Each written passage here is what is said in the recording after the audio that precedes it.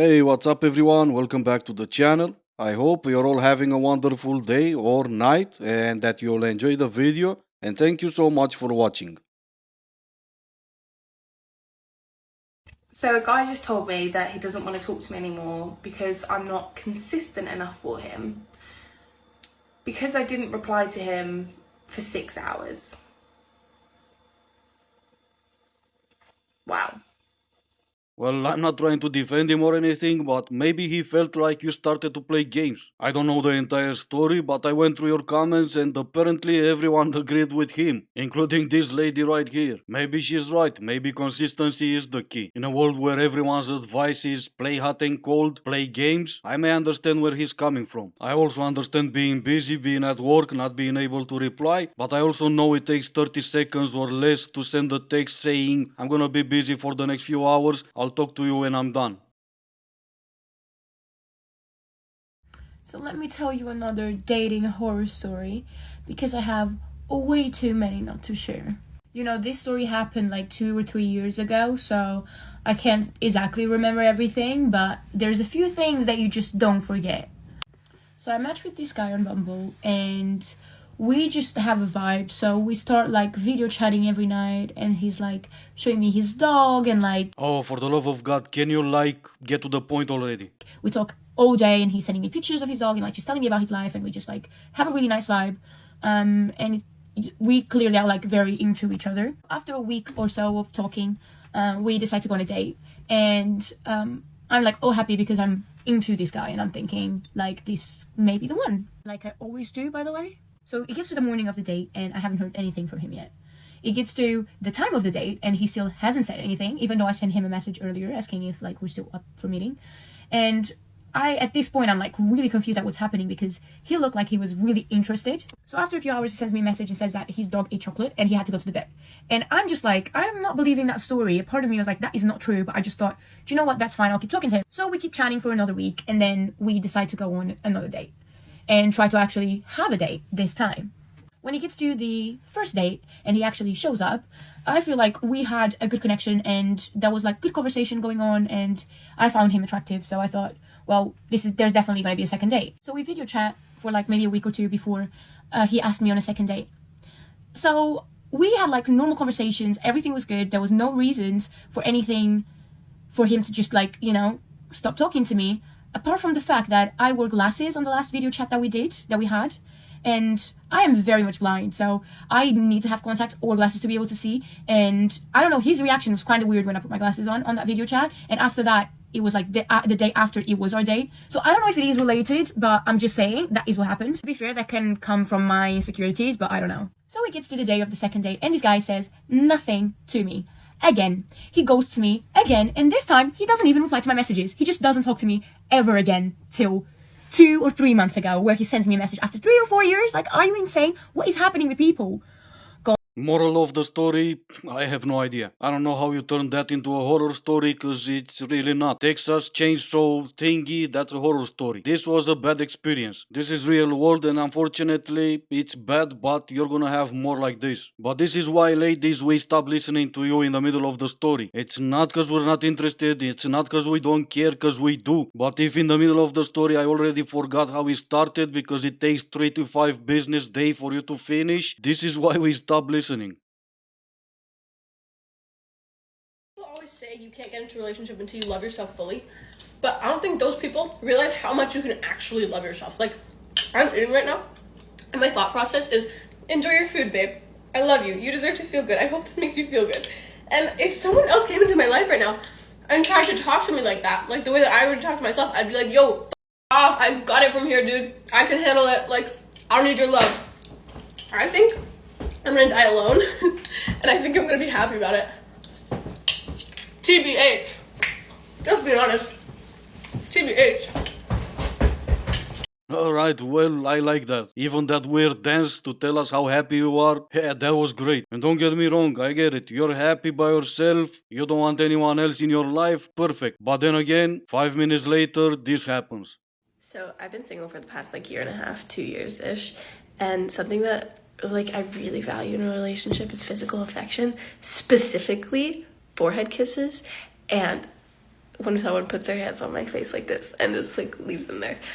I don't know why. It's so what I've been doing when I feel like extra deprived now that I have been single for so long is like when I'm falling asleep at night, I'll just put my own hand on my face.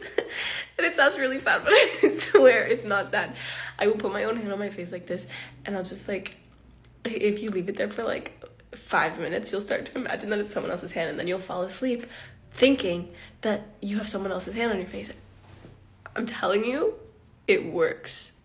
Yeah, of course it does. As long as you keep loving yourself, right? This is exactly what happens when you're listening to a lie telling you you don't need to be in a relationship because you can just love yourself. Well, try to kiss your own forehead then, because that's what you said you like most. There's no wonder the researchers said at least 50% of the Gen Zers suffer from mental health. So congratulations. You've been fed a lie, you took it for granted, and you played yourself. This is just me talking out loud, but this is what I'm truly scared of. I truly thought so many of my exes were my soulmates or like that forever person. And like I pictured a wedding with all of them and a marriage and a future and a life and kids and everything. Even some situationships that went longer than they should have. Like now at this point, when a guy enters my life, it's not even them I don't trust because like I don't trust men at all. Never, ever, ever. No. But it's me that I don't trust now. So that's where I'm at. Hookup culture led to situationship, led to not trusting yourself, led to not trusting men, led to what I said earlier, mental health. This is exactly where you're at right now. You all want men to go to therapy. How is that exactly gonna fix your trust issues? Maybe you try therapy first and then we'll talk. Let's talk about how we as women are literally conditioned to self-abandon. We're taught since we are children that we are the caretakers. Typical programming that we see is to behave, to be quiet, to be polite, to be ladylike, to not upset anyone. We're also naturally more sensitive, more empathetic, and more able to feel another person's feelings. So this creates this perfect storm of toxic people-pleasing behaviors. We're also told that we can both raise a family, have these 28-day cycles every month, and are expected to show up at work the same way that a man does. And don't get me wrong, women are superhuman. Like, I know we can do it. But without any wiggle room to care for yourself, how do you expect not to burn out? We're seeing this happen to women more and more. We are literally getting sick, and it needs to stop. There is another way to do things. Stop self-abandoning.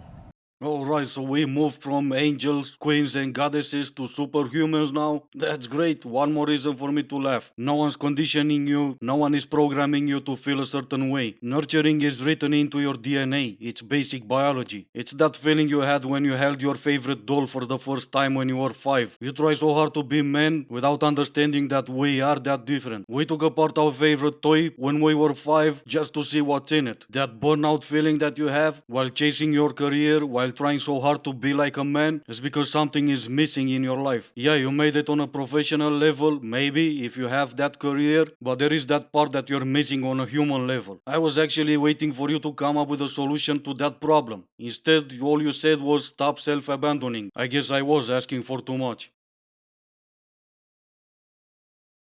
Okay, don't come for me on this one, but I'm just gonna be honest. Sometimes I be sleeping with men, not because I like them, not even because I really genuinely want to have sex, but because I want a funny story. Do you know what I'm saying? Like, I do it for the plot. Like, I crave the validation, just like the fun of like calling your friend in the morning and being like, oh my God, you're not gonna believe what happened. And then just like spilling the tea.